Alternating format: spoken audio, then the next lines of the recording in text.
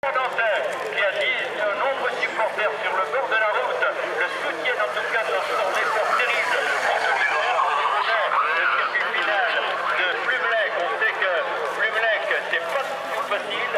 En tout cas, il est toujours là. Et à 3 tours de l'arrivée, 35 secondes d'avance sur un groupe de 6 coureurs. Temps du tour, 11 minutes et 50 secondes. Il remporte donc le dernier grimpeur, 5 points dans l'escarcelle de Benoît Poitvin. Et là, contre-attaque est là. Ah, ça revient très fort. Et 20 secondes d'écart seulement avec Sico en contre-attaque. Allez messieurs, prochain tour. Il y a sur la ligne à nouveau une prime exceptionnelle. Prime en tête au prochain tour messieurs. Il y a 20 secondes d'écart. Il reste 3 tours pour l'arrivée avec l'armée de l'air qui positionne ici le grimpeur de poste avec notamment Romain Courbeau. Un petit peu plus loin également, vous l'avez vu, le courant de Vendu très à l'aise. Il s'agit en effet de bordure. Alors c'est la bagarre est absolument totale maintenant. L'écart par le tandem qui apparaît là-bas est de 45 secondes. Et je crois que le peloton qui a perdu un peu de terrain à 3 tours de l'arrivée, à 24 km du final maintenant, on peut penser que ce sont dans les 10 coureurs qui passent à notre niveau à 3 tours de l'arrivée qu'il faudra chercher le futur vainqueur. Quelle fin de course en perspective avec ici 2 concurrents, l'armée de terre en particulier avec Alexis Bonieux et à ses côtés le coureur de Vendée, un autre coureur de la formation nantaise qui a tout fait devant, c'est Jonathan Tiré, l'ancien professionnel, deuxième sur la route de l'Oise. Passage ici également du coureur Brian Leleu et un peloton d'une vingtaine d'hommes, écarté maintenant de 1 minute et 20 secondes. Messieurs, très pour l'arrivée, en l'occurrence Romain Courbeau. À ses côtés se trouve le 34. Il s'agit de Mathieu Léguin, le coureur de Brest-Iroise, ancien vainqueur de Paris.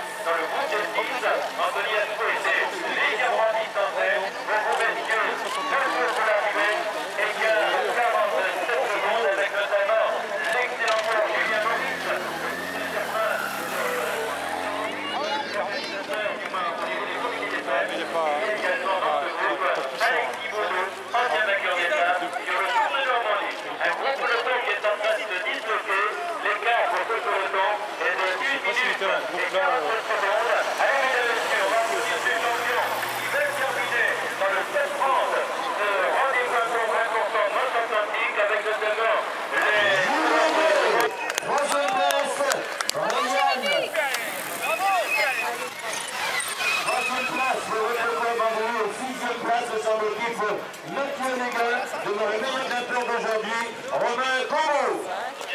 Et enfin, l'arrivée de Benoît Poitvin, qui sera peut-être le meilleur animateur.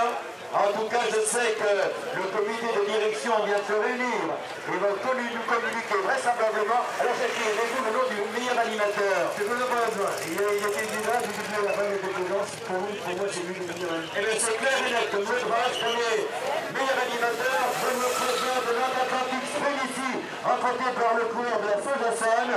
C'est Renaud, vainqueur de Paris-Biarson de le Nivernais-Morvan et 7e dimanche dernier sur la route de Bretagne, au moment où le en termine à l'image du jeune Fabien Grelier, qu'on avait vu l'année dernière sur l'épreuve de Trelon dans le challenge national junior. On applaudit Julien Maurice, qui a de bonnes racines à Ploumelec, ancien champion de France junior, 9e au championnat du monde.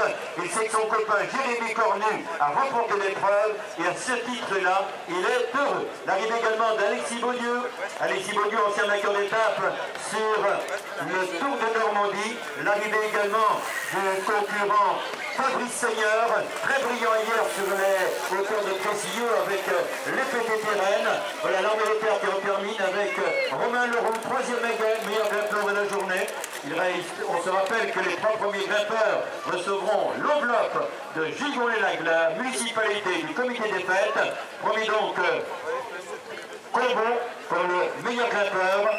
3e, Romain Leroux. Et en 2e position, battu d'1 point seulement, il s'agit de Benoît Poitvin, qui est 2e au grimpeur et meilleur animateur. Voilà, restez concentrés, mesdames et messieurs, car on ne va pas envahir la route. Il reste plusieurs pelotons qui veulent terminer l'épreuve. C'est le début de saison en Bretagne avec l'une des classiques que chacun voudrait mettre sur le calendrier de son bloc-poche. On salue également nos amis de Plouet avec le président Bébert Guillemot qui prépare comme d'habitude son rendez-vous du mois d'août prochain. Monsieur et Madame Dubotte qui seront invités tout à l'heure à remettre le trophée du meilleur animateur à Benoît Poitvin, le coureur nantais, vainqueur dimanche dernier de la Vallée de la Loire. Voilà le public nombreux, je salue mes amis de Saint-Brieuc, venez assister à ce rendez-vous incontournable. Et on va dire que la Bretagne s'est déplacée au cyclisme qui en termine. Il a fait une course tout à fait admirable sur cette distance. Tamalen, l'ancien vainqueur de la ronde de Guillier, d'autres coureurs qui arrivent là, avec Nantes Atlantique, avec également les Brestois, et parmi ceux-là, Nicolas David, le dernier vainqueur de Manche-Océan. Son copain de club est là également avec Roland Passel. Un petit peu plus loin, Vincent Guézenec. Les Côtes d'Armor viennent de franchir le ligne également avec Baptiste Péchel. Et 2 autres Nantais ici, à l'issue de cette terrible journée entre Gigon-les-Lacs et Ploumelec, avec Kevin le Danois qui vient de franchir la ligne dans la roue de son copain Vincent Collat, l'ancien vainqueur du Centre-Morbihan international, qui a pris du galon, puisqu'en effet au début du mois d'août, Gabriel Berthelot, présent. À vos applaudissements, c'est parti pour 20 secondes d'applaudissements avec les Brestois, les Lorientais, les Nantais, le team de Dinan, nouvelle formation, l'armée de terre. Merci messieurs pour le spectacle que vous avez fait et à dimanche prochain peut-être sur le circuit du Morbihan, trophée Jean Floc. Voilà pour la photo générale de notre tiercé gagnant. Vainqueur, Jérémy Cornu. 2e, Julien Gay. 3e, Brian Nolo. Voilà, c'est parti en musique.